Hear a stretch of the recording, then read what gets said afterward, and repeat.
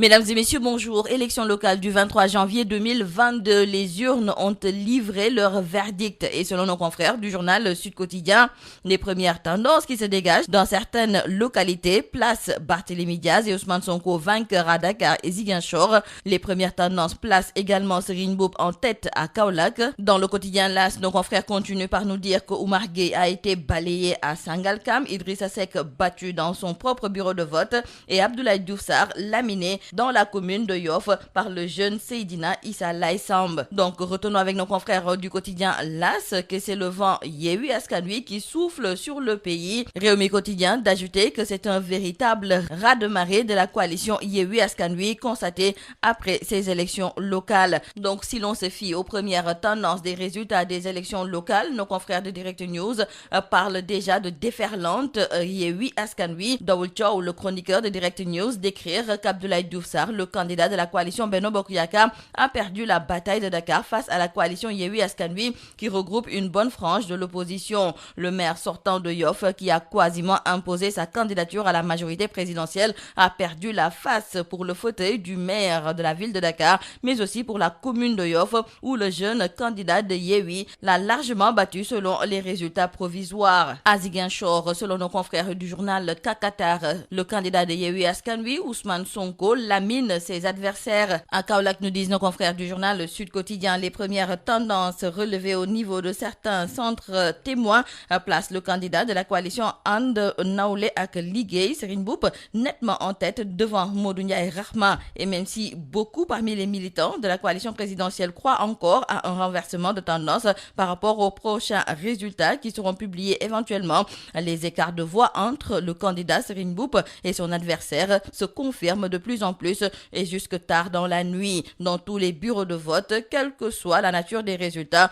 le candidat de Benno Bokk Yakaar peine à devancer son adversaire. Pour le département, cette percée fulgurante observée du côté de And Nawlé And Liggéey s'est pour autant intensifiée. À Thiès continue par nous dire nos confrères du journal Wa Grand Place, Idrissa Seck perd son hégémonie, Ndoye Bane gagne à Pire, Diop Sy gagne largement à Tivaouane, nous disent nos confrères du journal Libération qui reviennent par la même occasion sur le naufrage de Benno Bokk Yakaar battu dans les plus grandes villes du Sénégal. À Saint-Louis, nos confrères de Direct News nous indiquent que Mansour Faye est en ballottage favorable. À Dara Djolof, c'est le ministre Samba Ndiobène Kam qui arrive en tête dans les 33 bureaux de vote et à Linguère, c'est Aly Ngouille Ndiaye qui arrive largement en tête. Ces élections territoriales sont considérées par nos confrères du journal Critique comme un tsunami électoral pour la coalition Benno Bokk Yakaar. La majorité de ces candidats ont été terrassés un peu partout. Néanmoins, dans certaines zones, nous disent nos confrères de Critique comme Kolda,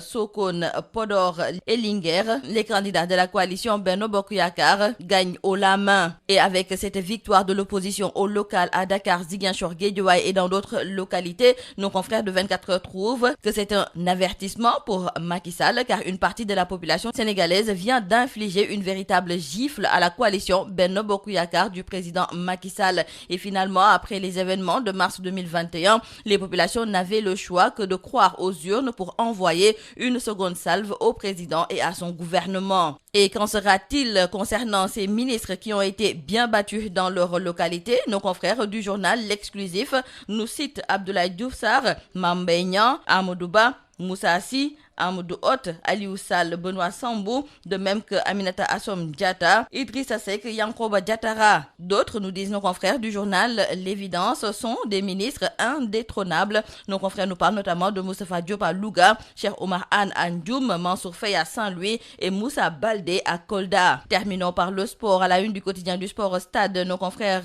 reviennent sur la CAN 2022 avec Kalidou Koulibaly qui se prononce sur le match tant attendu entre le Sénégal et le Cap-Vert. Pour ce dernier, il faudra gagner et montrer à tout le monde que l'équipe du Sénégal a sa place au niveau de cette CAN et qu'elle va aller très loin dans cette compétition. C'est tout à vos journaux et très bonne lecture.